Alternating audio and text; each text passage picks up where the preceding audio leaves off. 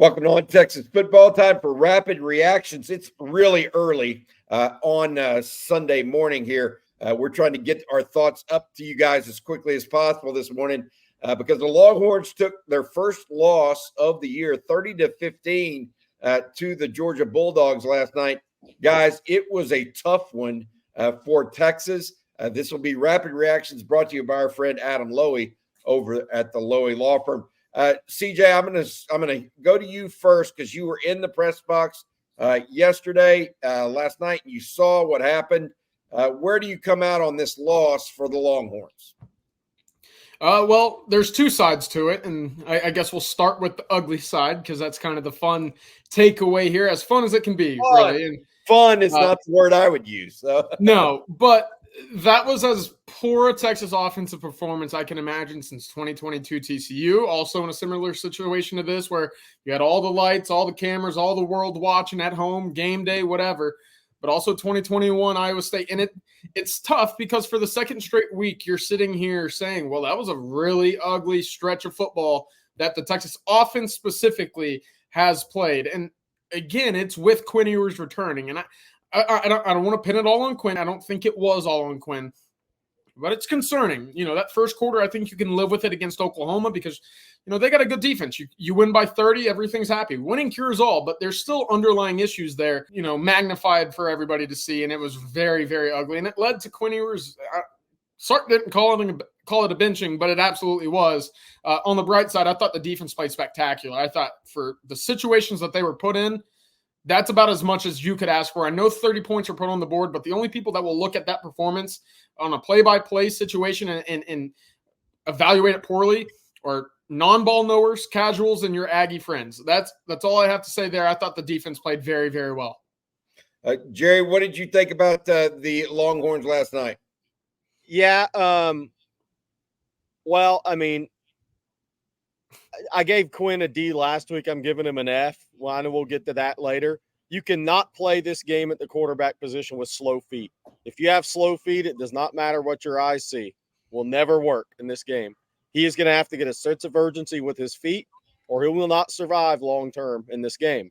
Offensive line, not good in pass protection. They lost one-on-one matchups.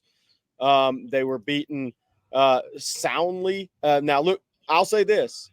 I'm not trying to be doom and gloom. I'm just going to be real. Texas won't face another front seven that good all season. Jalen Walker could maybe an all-pro player one day. Mikael Williams has extreme upside. Every single one of those guys are going to be drafted.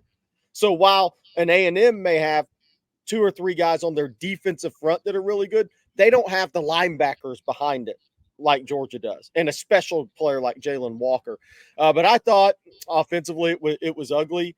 Look, I thought that Georgia did a really good job. They took away Sark's bread and butter, a lot of the misdirection, short game stuff, and they did that in the first half. So they took away what's really worked for Texas this season. And I thought defensively, I thought Texas was okay. I mean, I thought they were good. I thought they battled is what I thought. But look, Georgia dropped a number of passes in that game, a number of passes. And that's the thing that if I was a Georgia fan, I'd be concerned too, is neither team had championship quarterback play, not even close. They combined for 6 turnovers in this game. Neither team had championship quarterback play. So I thought the Texas defense was okay. I thought Carson Beck, his decision-making helped Texas. But then when he made good throws, Georgia dropped the football. I mean, they had 4 or 5 drops, and some were on third down. But, look, I thought it was a team in Texas that walked out on the field. We talked about it against a team that had just as much or more talent than they did. And I thought Georgia was a more physical football team, especially on contact. I would echo both you guys. I think that, and what I mean by that is this: I felt like Georgia was more. They certainly brought a pressure style to the defensive line and defensive front that really got after Texas. I want to say something else. The slow starts for Steve Sarkisian and his offense. It was one quarter last week. It was 2 quarters this week. And what happens when you string those together is you as an offense become one-dimensional if the other team is scoring some points. And so while Quinn turned it over twice in the first half, Arch turned it over once as well. I feel like what happened is it allowed that snowball to go downhill on you. And then all of a sudden you're playing the entire second half from behind. And that's just something you can't do and expect to be anywhere in this game, in a game like that, not against a top shelf team that is having success rushing the passer. It's almost like this is the script that Sark wanted to have. He wanted to come out hot on offense and use his pass rushers to get after a one-dimensional passing team in Georgia. It didn't work out that way. It actually, the script flipped on him. So I see it that way. Let's go down and talk about what I think is going to be what a lot of people from around the country talk about this game that watched it. Quinn Ewers and Arch Manning. What's going on there? Is this time for people that are Quinn, lovers or haters or whatever the term is, right? And Arch in the same way. Is it time for Texas to look at that and reassess it? Or maybe we wait and see until after Vanderbilt and go from there? Yeah, I think you're going to get the Vanderbilt game is going to be the key there because, again, Georgia's front seven, not D-line, but front seven, because Jalen Walker's a tremendous football player, and Allen's really good at backer too. They have a number of guys. You're not facing that the rest of the way. I'm not saying you're not face good players and you can't lose a game, but you're not facing anything with that talent level. So at Vanderbilt, what does Texas look like in pass protection?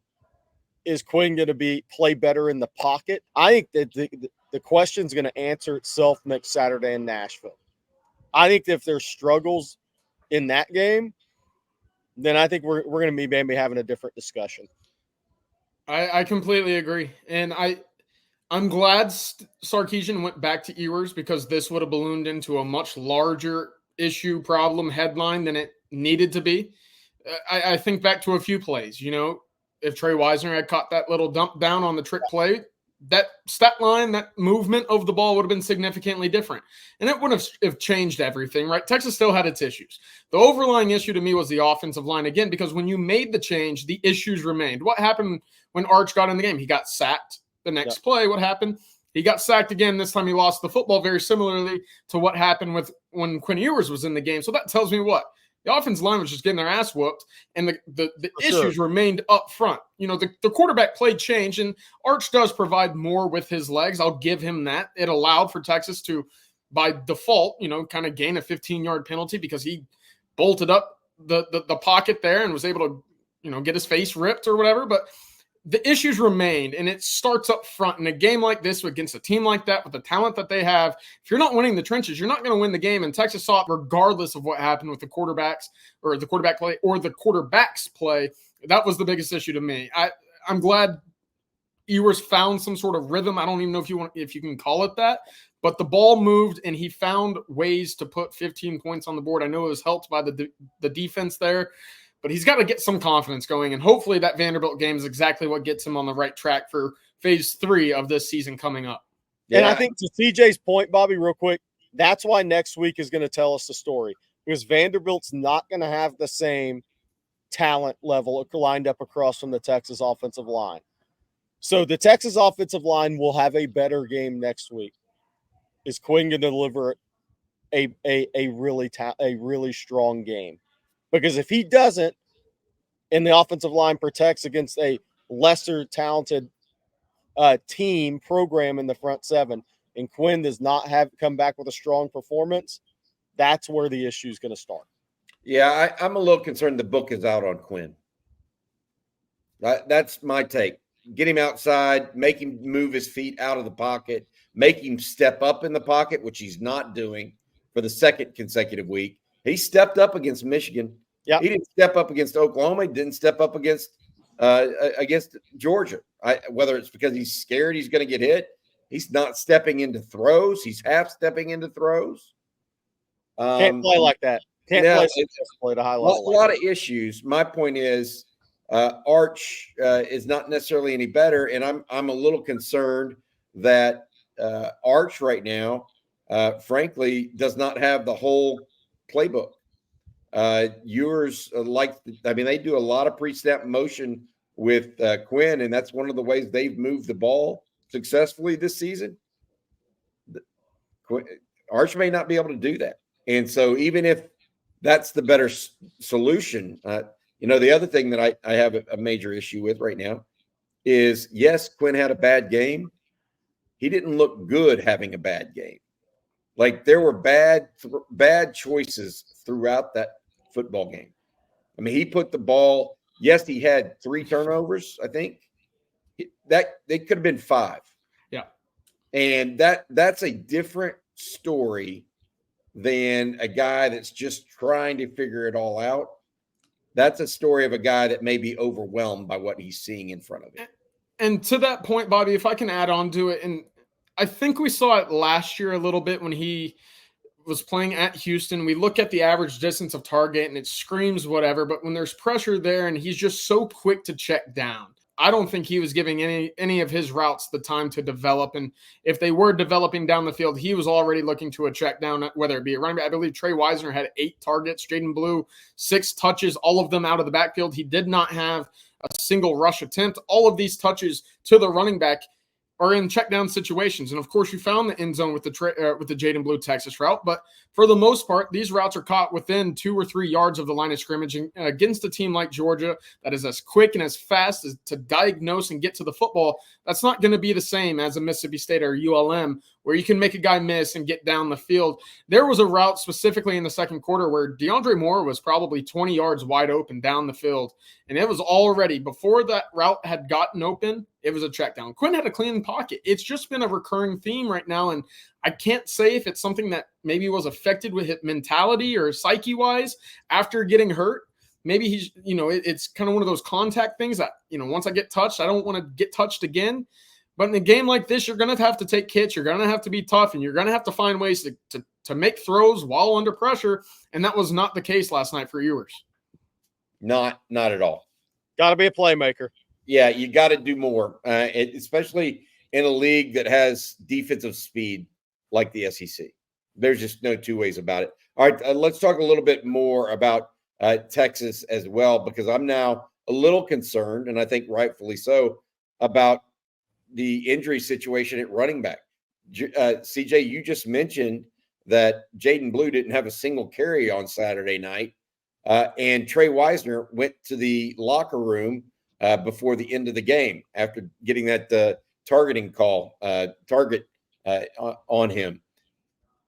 What is Texas going to do in the running game? Also, I think that the back and the blitz pickup from Wisner on Saturday night was horrible. And Jaden Blue did a little bit better job, but even he chose wrong a couple times. And they're obviously not playing Jarrett Gibson for that reason. So that's the conundrum right now.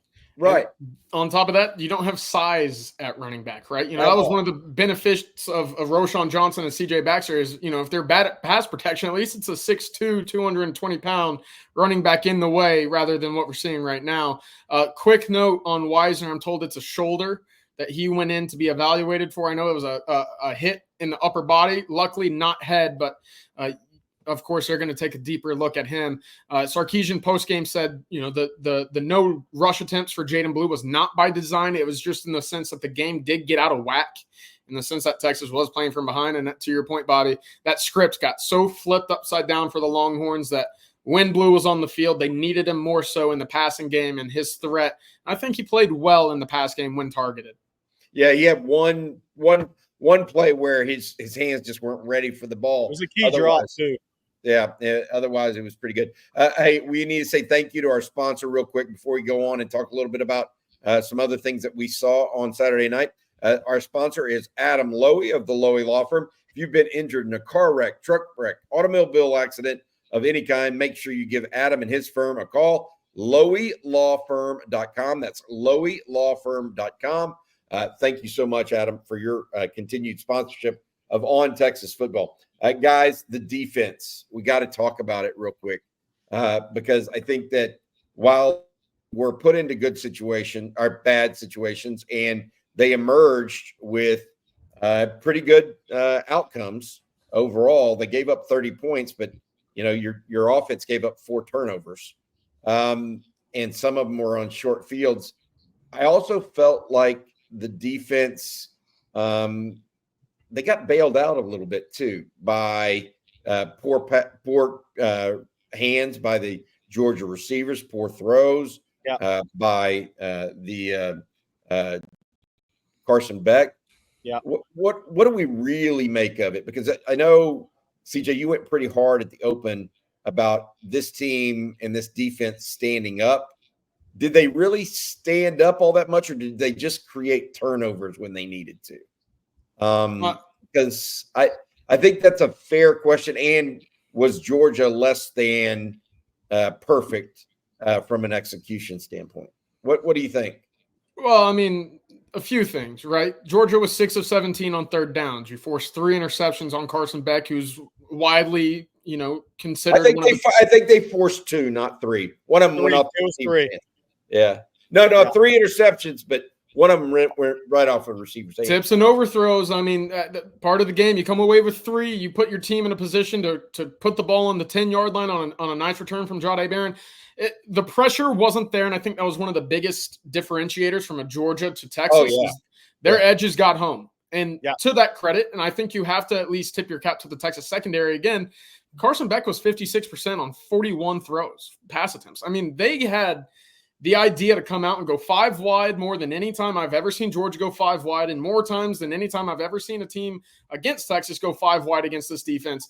Completed 56% of their passes, turned the ball over 3 times, only had about 270 yards of total offense. I know that they were given short fields, but to me, that score on a given week against the Georgia team could have been in the 40s or maybe 50s, considering where they started a lot of these, a lot of these drives. Listen to this. Started drives on the Texas 13, the Texas 28, the Texas 34, and the Texas 30. You don't win any football games, regardless of who you play. That's the situation. And again, for the turnovers and the third down efficiency, I thought it was really impressive there. Texas was a 4th down stop on the inch line from having a chance to go down the field and tie the game up. It took the longest, most successful drive from the Georgia offense was 11 plays, 89 yards, and it needed a 50-yard trick play to move the ball across midfield. Maybe I'm in my own category here, but I think this Texas defense is really, really good, and it took certain situations for them to be put up against the wall and have 30 points on them. I'm not panicked at all about the Texas defense. I guess where I come from is I think Texas is and I was this way before the game because I was like, I want to see Texas play against a high-level offense. I think Texas is a good defensive team. I don't think they're a great defensive team. And look, I think there's some positives from this game for sure for the Texas defense. Alfred Collins had a really good football game. Barron Sorrell, really good football game. That may have been Alfred Collins' best game at Texas. It may not be statistically, but it may have been his best game. He made six tackles. I mean, he was playing against NFL draft picks across the way. But, look, Barron Sorrell gave you your best pass rush. That was not expected coming into this game. That's the youth of Colin Simmons there, Gerry, that I think. Yeah. And then the other thing was Georgia, as talented as they are, they didn't really play well on offense either. And so, bad decisions. If a quarterback throws 3 picks against you, I mean, look, a second-year starting guy, which he's now thrown 8 interceptions his last 4 SEC games, by the way. But, look, the drop passes, Georgia, I don't know what their third down conversion would have been if they didn't drop 3 or 4 just in the midst third down passes. But again, I like to fight the Texas. Here's what I liked about the Texas defense. They showed fight. They were up against it all night. Every time they took the field, they were in an adverse situation where they needed to make a stop or hold to a field goal for their offense to give their offense and team a chance. But the one thing that it concerns me a little bit, but again, Georgia's probably has the fastest group of players Texas is going to play this season. in the short passing game, the screen game, what have you, if the corner doesn't blow up that play, those were 9, 8, 9-yard gains every single time. Yeah. And that was a little bit of a concern. But again, who are you going to play that's as talented as Georgia? You're not, but you do go on the road. And that's the key. The other thing for me defensively, and coming into this game, Georgia was in pass shell offense 72% of the time. So I'm not saying they've abandoned the run this year, but with the level of backs they have, they've definitely have not run the football as well or as much as you would think they would against maybe heavier boxes. But Texas pretty much played with a 6-man box, and Georgia still ran the ball successfully on them. And that is a little bit of a concern for me. I would add a couple other things to y'all when you talk about defense. You mentioned Alfred Collins. Jermaine Lole finished with six tackles as well. Certainly a career high during his time at Texas. Jahdae Barron with 2 interceptions, and Andrew Makuba came away with a brilliant interception. I thought it gave Texas some early hope that was then squashed pretty quickly. But guys, in this rapid reaction, a couple other questions I had for y'all, and I've got to bring it up. Have y'all ever seen anything like what transpired? No. With not only the bottles on the field, but the reversal of a penalty call? I've been watching football for 40 years. I've never seen them enforce the penalty, put the ball and mark the ball ready for play. That didn't go for review, by the way. Right. If it would have went for review, that's different. But I've never seen them mark the ball ready for play and then change the call ever before. I mean, I don't know. I don't even know what to say about that other than it's so bizarre. I can't believe. I think that Kirby Smart was going to blow a blood vessel. Yes. I would have if I were him. I mean, I think they ultimately got the call right. They did. I would have blown a blood vessel in my head. I mean, think about it if that was on the other shoe and that was Texas. I would have been apoplectic. Oh my gosh! You would have been the apocalypse. You get it from the Georgia. I said it on the watch with us. Who knew Dasani was going to have an impact on the game? Right, all the water bottles on the field.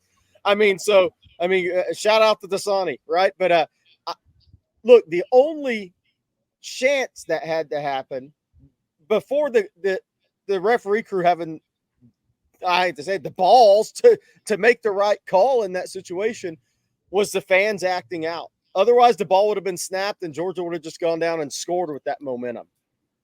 I mean, it's one of the more bizarre sequences of events I've seen in college sports. I believe it was the Reddit CFP account tweeted that Texas is now the home of the true 12th man because they actually got a call overturned at home because of their fans. That was unique. And there were a number of other stoppages, right? There was one, I believe, in which the Georgia communications went out. That wasn't announced to the fans, at least originally. That wasn't announced to the press box. There was another one where I don't believe timeouts were announced. It just felt like there were stoppages in the game, and especially in this case where the bottles were thrown, the ball was, completely picked up and moved on. I don't want to say it completely switched up the flow of the game, but it felt choppy a little bit. I don't really have many gripes with the officiating crew itself, but that was as unique a situation I've ever seen. I don't know if you'll ever see anything again like that. Well, I hope not, because that was, I tell you what, that it almost felt like rewarding bad behavior. Ultimately, now the call was horrible. I mean, let's be clear. Jahdae Barron made a really nice play, but I just don't know what to say. If that officiating crew, I think they probably need to not have a big game for a while. That would be my take on that. All right, guys, I got a couple other questions for y'all that I want to get to here before we get going on this rapid reaction. We talked about the situation at running back now, the situation at quarterback. What does Texas need to do on the offensive line? I mean, they inserted Cole Hudson quite a bit, but I mean, do y'all have any feel for that? I mean, is this totally because, Gerry, as you said earlier, Georgia's a unique player in this game with the kind of talent they have? Well, yeah, look, that's kind of what we talked about before the game. And look, it's crazy. In the predictions, I picked Texas to lose to Georgia. And then this week, I took Texas 30-29. I just hadn't trusted the Georgia I'd seen this year. But we also talked about Georgia has recruited top 1 or 2 ranked recruiting classes for 7 years in a row now. They looked like it. Yes. They looked like they didn't make some plays. They didn't execute. Right. I mean, look, here's the reality of the situation, though. Texas isn't going to face a defensive line that has Jalen Walker, a chess piece to play at inside linebacker, move him off the edge, and play him in the B gap, play him in the C, whatever. They aren't going to face that combination the rest of the season. A&M has Nick Scourton, Shamar Turner, Shamar Stewart. They're good up front, but they don't have that at what Georgia has at linebacker. And then they're not as good in the secondary, as fast in the secondary behind that. So, no, Texas isn't going to face anything like that again this season.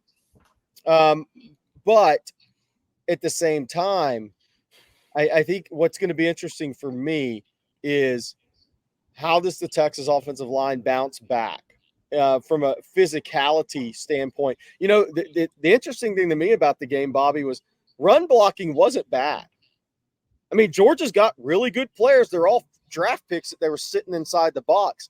Trey Weiser was 4 yards a carry in that game, and he's not a downhill back. So I thought Texas actually opened some holes in the run game that were pretty good against a really talented defensive front. But Texas will not see the combination of what Georgia has. Multiple NFL players in the front and a future all-pro linebacker that plays off the edge behind it. They're just not going to face that. Now, that's where it gets into the pressure on Quinn to deliver in Nashville and moving forward. We all know they're not going to face a front like that, 7 again like that this season. So the offensive line's going to have better days. Now does Quinn have better games? Yeah, it goes back to the quarterback, not necessarily the offensive line, to your point. CJ, I wanted to ask you this question. The idea that Texas has to go out and get after Vanderbilt this week, I think we all agree with that. Doesn't Texas need to score more in the first half, in the first quarter? They have not been as prolific in conference. Even last season, sometimes they had problems getting off a good start. What do you see as the issue there? Is it Sark's MO is kind of played out a little bit as it relates to this, or is it something else entirely? I'm just trying to figure that out. Yeah, I think it's a number of different variables. Against Mississippi State, it was turnovers. Against Oklahoma, it was just ineptitude moving the football. Georgia, very much the same Saturday night. What's interesting is you look at Sarkisian, you know the mastermind, you know the offensive guru, you know the quarterback whisperer. Everything that goes into Steve Sarkisian, that's what comes to mind, right? I believe Texas is only 6 of 21 or 7 of 21 in terms of scoring on the opening drive a touchdown under Steve Sarkisian last year and a half. That's not good, right? You'd like that opening script to be one that results in 7 points.